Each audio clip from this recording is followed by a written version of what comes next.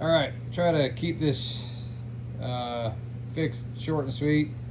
I'm helping a local organization fix their EZGO RXV. It's a 2008. They said it just quit running on them. They tried to put it into tow mode to try to move it. It wouldn't move. I pulled the brake off of there, which you can see is now new right there. Pulled it off of there and tested it. So I put it into tow mode there, put it into neutral, and it would operate. But as soon as you would put it on the back on the motor, it would not work. So ended up replacing that, and that didn't fix all of our problems.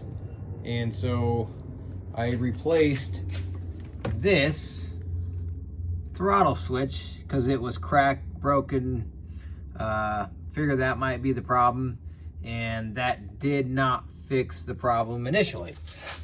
And so I had the owner of this cart take it to the dealer, and the dealer said that it was the controller. Well, the controller is actually, the original controller is this guy here, and said that was not good, and possibly due to a failure of, if you go back here, follow your three cables, your U, W, and V, and right here, this can rub up against this piece of metal. That's a known cause of actually shorting out your controller. Now, I don't know if that is true, that the controller is bad. I will test it on another one they have. But what I do know is this guy, your solenoid, one, it was bad, and so I ended up replacing that. And quick way to test if it's bad or not is to take a fuse jump clip lead jumper from negative. So tie it on to negative, and then you can just touch your positive, just touch it, and see if your solenoid would activate.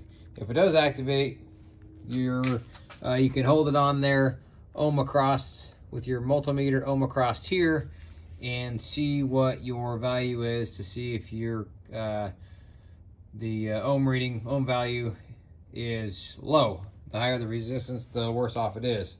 Anyhow, so the owner of this cart, he wanted to upgrade to a 48-volt battery and a new controller. We put this Navitas, I'm not sure exactly how you say it, put it in there.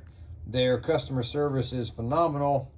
They have an app that you can put on your phone to diagnose known issues. Well, I got the new brake installed. I was having a couple different errors. One of the errors that popped up was the main solenoid wasn't closing. So then once that's the case, if it doesn't close, well, there's an issue.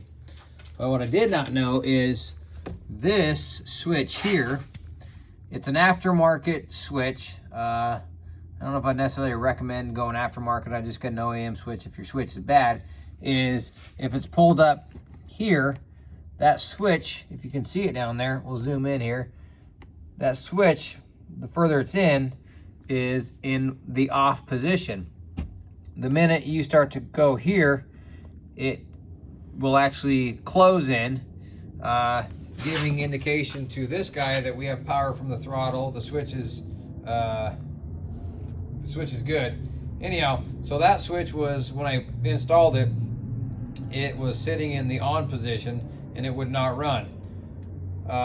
With the Navitas app, you can actually see the position of your throttle switch.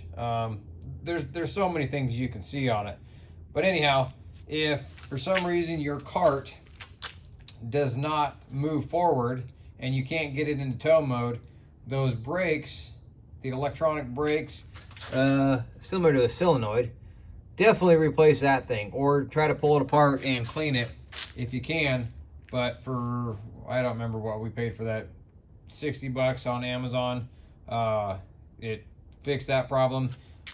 If you do go to a Navitas system, you're going to want to upgrade your solenoid, this guy here, to a 400 amp continuous solenoid, and they can give you that information. Or I believe if you look on Amazon or Google, it's an SW180-400A solenoid. So yeah, if you have troubles with it, if it locks up and won't go forward on you, and you've put it into your test position, or not test, your tow position. If you put it in the tow position and it won't move, you would have to pull that brake off to get it to move to wherever you need it to be. But the first thing I'd do is make sure you replace that brake, and because every controller has a startup, and if the sequence of the startup isn't correct, where your brake allows your cart to not move, it'll see that. It'll check the throttle position. It'll check a brake position. There's a handful of positions. But if you can't get it into the tow mode and get it to move, then that'd be the first thing I'd replace, is that. And then look into your this guy here. Make sure that these aren't shorting out, which would damage your controller. I wouldn't put all the money into buying a new controller just yet. I would double check the continuity across your throttle switch. But if you really do want to upgrade, I'm telling you, these guys here are phenomenal to work with. And anyhow, good luck. Feel free to ask questions, and I can try to help if you're stuck.